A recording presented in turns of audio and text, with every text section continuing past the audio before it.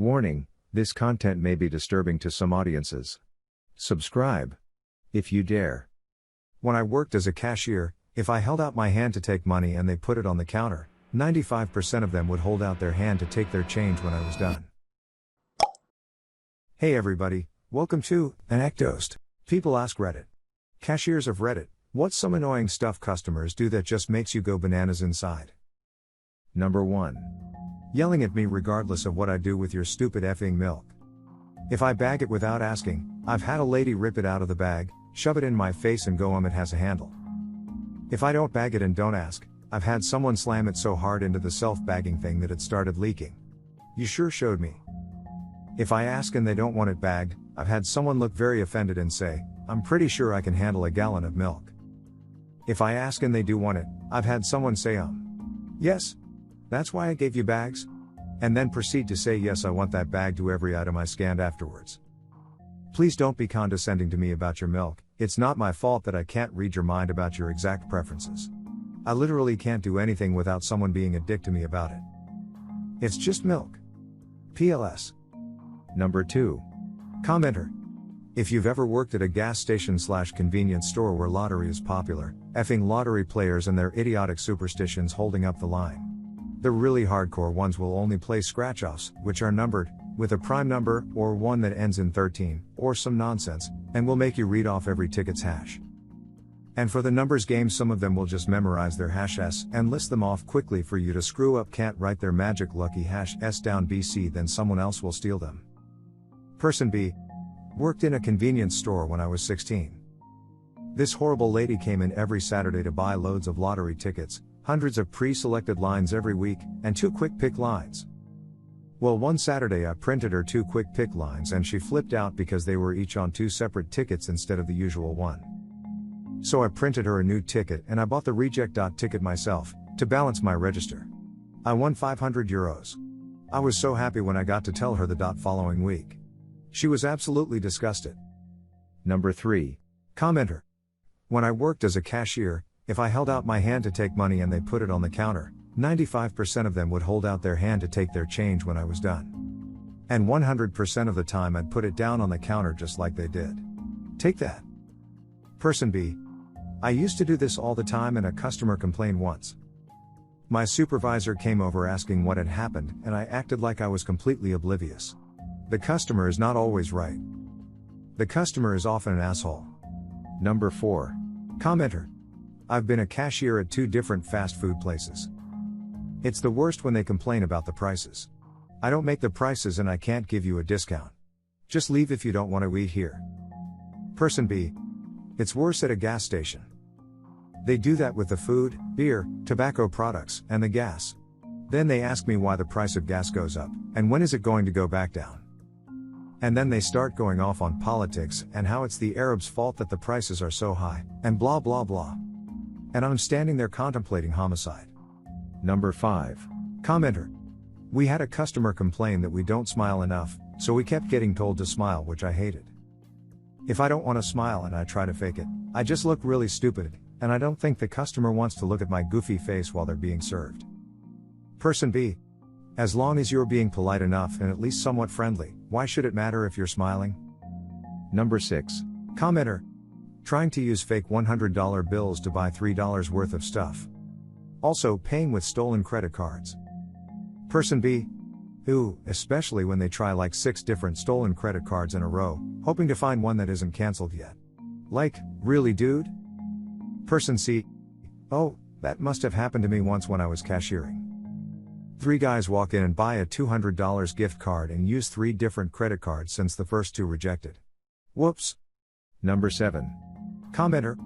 Women pulling money out of their cleavage. Especially if it's sweaty. Person B. When I saw that in the movies/TV, I never thought about the logistics that would be involved. When I got my first boob dollars, I almost gagged at how damp they were. Person C. I used to work at a liquor store. I could spot who would give me the nasty-ass boob money as soon as they walked in the door. It's always the big, ratchet black women or the big, white trash women with the hair that looks like it hasn't been washed in weeks and a shirt 3 sizes too small for them. Nothing is worse than sweaty, damp boob money when taking money. Number 8. Commenter. Not being at all ready to pay for your stuff. I hate when people stand there and watch everything get rung up and then start searching for their credit card or cash. It's infuriating for the cashier and the next person in line.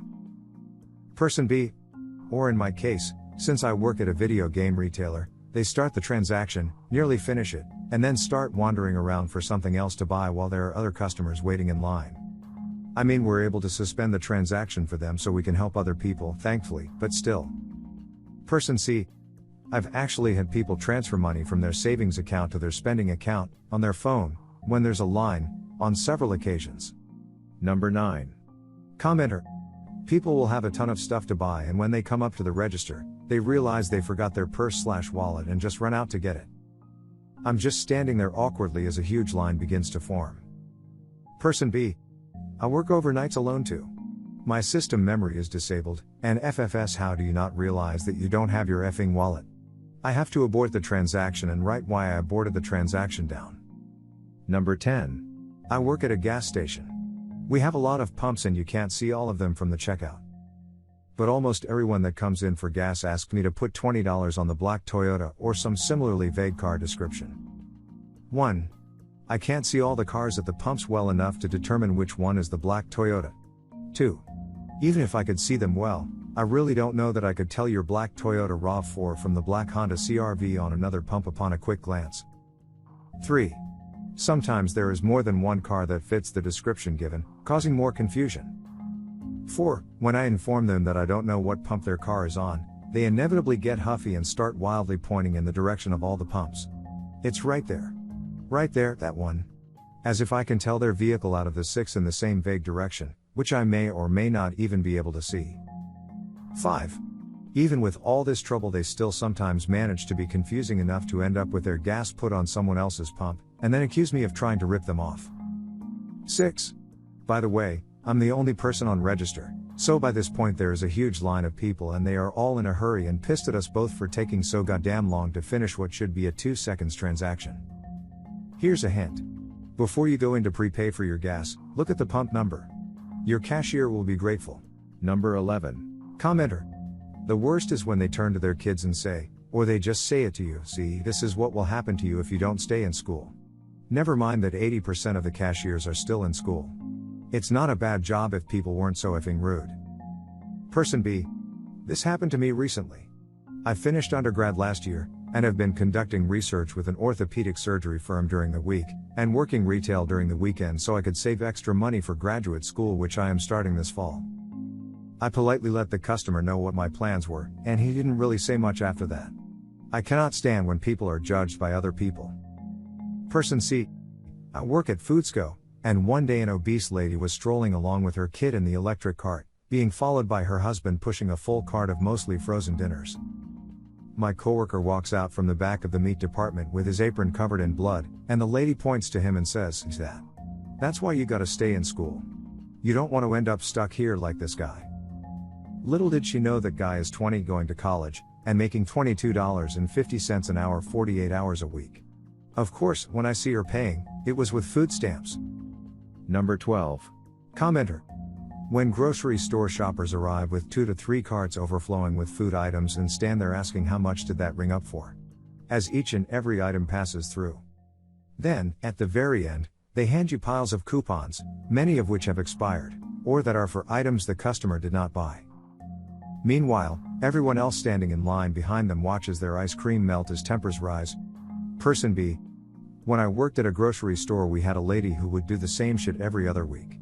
We would have to dedicate a line just for her so she didn't hold up the other lanes. Also, the worst part is she would bring her own bags and it would take so much longer because of it. The whole staff loathed her and she made our lives hell so she could buy 100 rolls of paper towels and Tide. I was so happy when management told her not to come back. Her face was priceless. Person C. Ha. At the store where I worked, there was a lady like this, but she just got worse and worse.